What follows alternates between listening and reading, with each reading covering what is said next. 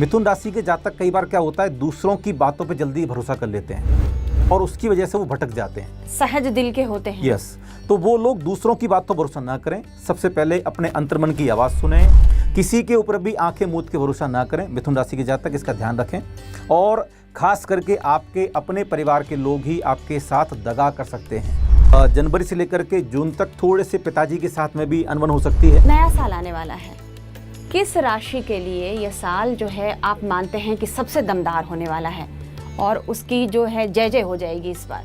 आप थोड़ा सा उस बिल्कुल प्रमोद मैडम, देखिए सबसे पहले हमें समझना होगा हम जिस देश में निवास करते हैं, भारत, भारतीय संस्कृति का जो नववर्ष है वो चैत्र शुक्ला प्रतिपदा से प्रारंभ होता है, जो अंग्रेजी महीनों के हिसाब से मार्च के महीने में आता है।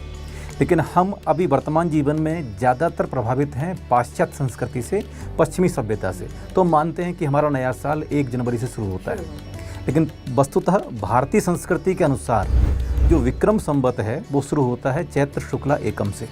तो ज्योतिष शास्त्र के अनुसार भी हम यदि देखें तो हमारे जीवन में जो भी परिवर्तन होते हैं वो मार्च से होना प्रारंभ हो जाते हैं।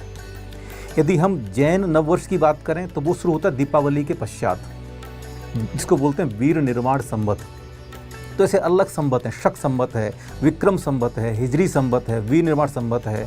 लेकिन अभी हम जो चलते हैं वो चलते हैं ईसवी संवत में, जिसकी हम बात कर रहे हैं। अभी 2025 चल रहा है, 2026 आने वाला है। संपूर्ण विश्व में इसी को हम मान्यता देते हैं। तो उस हिसाब से लोग नए नए तरीके की जीवन में कल्पनाएं करते हैं कि मेरा साल कैसा होना चाहिए, मैनिफेस्ट करते हैं, नई संकल्पनाएं पैदा करते हैं।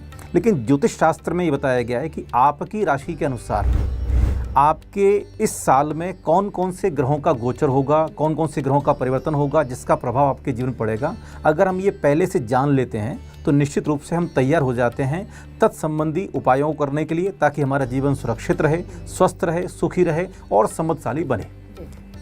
तो इसलिए जो 12 राशियां हैं और 12 राशियों में अलग अलग सभी की जन्म राशि होती है। हम यह बात करेंगे आज चंद्र से जन्म राशि इनकी देखी जाती है। ये जैन ज्योतिष शास्त्र में नहीं, ये सभी के लिए वैदिक ज्योतिष भी मानता है।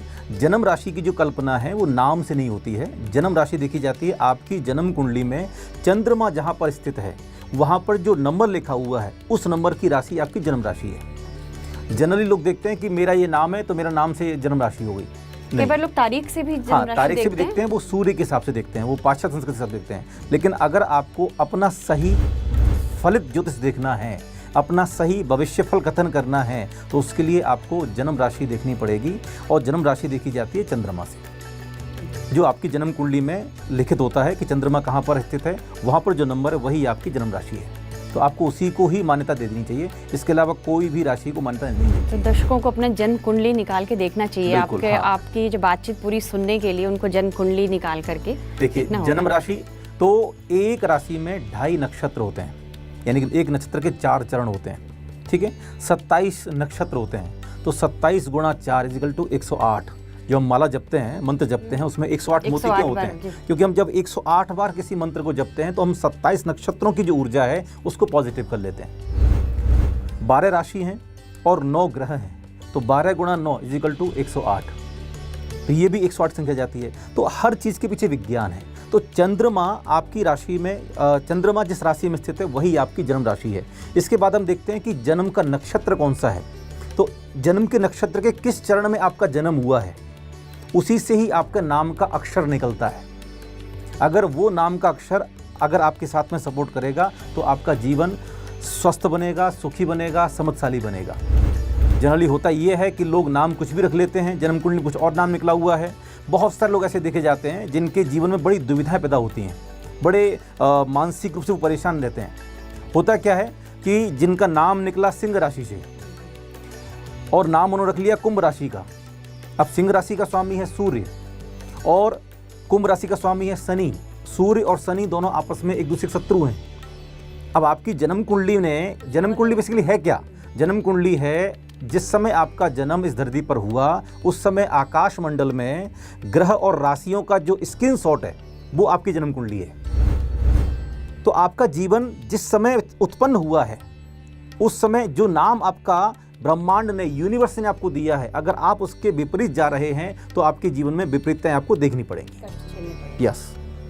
तो बहुत सारे लोग हैं जो दुविधा में जीवन जीते हैं, मैं ये करूं कि ये करूं। वो क्यों है? क्योंकि नाम आपने रख लिया शत्रु राशि का।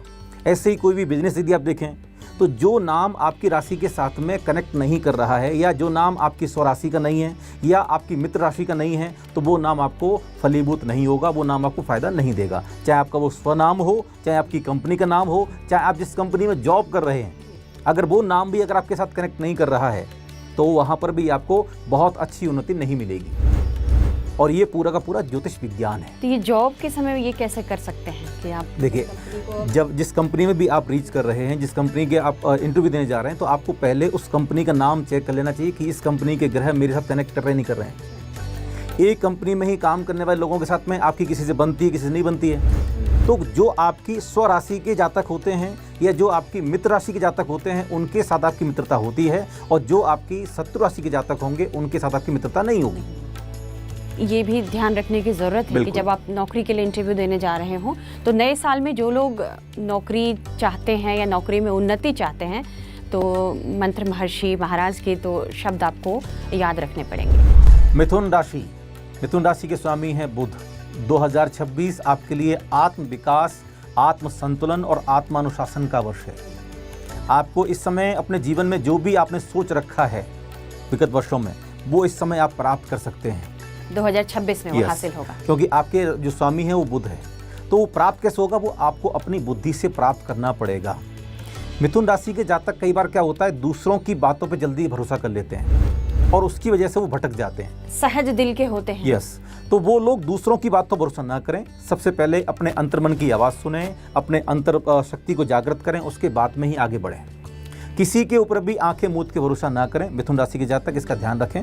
और खास करके आपके अपने परिवार के लोग ही आपके साथ दगा कर सकते हैं, आपका विश्वासघात कर सकते हैं। ऐसी क्या है बात है? देखिए, 2026 में ये दिक्कतें थोड़ी आने वाली हैं ग्रहों की गोचर की वजह से, लेकिन जून के बाद में चीज़ें पॉजिटिव होना शुरू हो जाएंगी। मिथुन राशि के जातक जनवरी से लेकर के जून तक थोड़े से पिताजी के साथ में भी अनबन हो सकती है, लेकिन जून के बाद में वो थोड़ा सा जब गुरु का गोचर होगा तब वो भी बन जाएगी बात। पारिवारिक दायित्व नए आ सकते हैं। और मिथुन राशि के जातक यदि शादीशुदा हैं तो उनके परिवार में कोई नए सदस्य का भी आगमन हमें दिखाई पड़ रहा है। मतलब कोई नन्हा मेहमान, नया मेहमान आ सकता है घर में। तो ये मिथुन राशि वालों के लिए ये खुशखबरी का साल हो सकता है। यदि आप माता पिता बनना चाहते हैं तो आपके लिए यह साल खुशियों का पैगाम लेकर आने वाला है। हाँ, मिथुन राशि के जातक व्यर्थ की समस्याओं से, व्यर्थ के विवादों से और खास करके पारिवारिक विवादों से बचने के लिए अपने मिथुन राशि वालों में बार बार परिवार की बात कर रहे हैं। पिता के साथ खटपट हो सकती है या परिवार में कोई दगा दे सकता है। क्या है ऐसा? क्या है 2026 में सूर्य की और मंगल की जो स्थिति है वो थोड़ी सी सकारात्मक नहीं है मिथुन राशि के जातकों के लिए। तो इसलिए मैं कहना चाहता हूं कि वे थोड़े से अपने परिवार में, अगर पिताजी हैं तो पिताजी के साथ बना करके रखिएगा, भाई हैं तो भाई से बना के रखिएगा। और आपके शरीर में जो मंगल कारक जो है, तो बाजुएं, आपकी जो भुजाएं हैं, इनको भी आपको सुरक्षित रखना है, नहीं तो आपकी भुजा में दर्द हो सकता है, शारीरिक बीमारी पनप सकती है। तो इसलिए आपको बहुत सतर्क रहने की आवश्यकता है। अच्छा, परिवार में सामंजस्य रखिए और अपनी सेहत का भी आपको, मिथुन राशि वालों को अपनी सेहत का भी ख्याल रखना है। हाँ, क्योंकि हम जब व्यर्थ की बातें बोलते हैं, क्योंकि मिथुन राशि के जातकों में कई बार बड़बोलापन पाया जाता है। ये जो पारिवारिक विवाद है ये सामने से नहीं आ रहा है, ये मिथुन राशि के जातक स्वयं पैदा करेंगे, कुछ ऐसा बोलेंगे जिससे विवाद पैदा हो। हाँ, तो आपको अपने, मैंने शुरुआत में कह दिया, आत्म विकास, आत्म संतुलन और आत्मानुशासन। आपको जो कुछ बोलना है वो बहुत सोच समझ के बोलना है, तौल मोल के आपको बोलना है। वैसे भी हमेशा कहा जाता है कि जब भी बोलें तो तौल मोल के बोलें, बिल्कुल तौल के बोलें। आपको बहुत सोच समझ के आपको एक एक कदम रखना होगा, नहीं तो व्यर्थ में आपके परिवार में विवाद बढ़ सकते हैं, आपके भाइयों से, आपके पिताजी से आपकी बिगड़ सकती है। तो इसके लिए मैंने कहा कि आप शांति मंत्र की जाप करें। और जैन धर्म के हिसाब से यदि मैं बात करूँ तो ओम ह्रौम णमो ओवज्झायाणम, ये आपकी राशि का इष्ट मंत्र है। और वैदिक रीति से यदि देखेंगे तो आपको रोजाना महादेव का अभिषेक करना चाहिए, जो शिवलिंग होते हैं उनका अभिषेक करें। और अभिषेक में आपको 2 हरी इलायची का पाउडर पीस करके आप डालेंगे, तो इससे जो बुध की नेगेटिविटी है, जो सूर्य की नेगेटिविटी है, वो थोड़ी ठीक होगी और आपके परिवार में जो दिक्कतें आने वाली हैं वो भी शांत हो सकती हैं।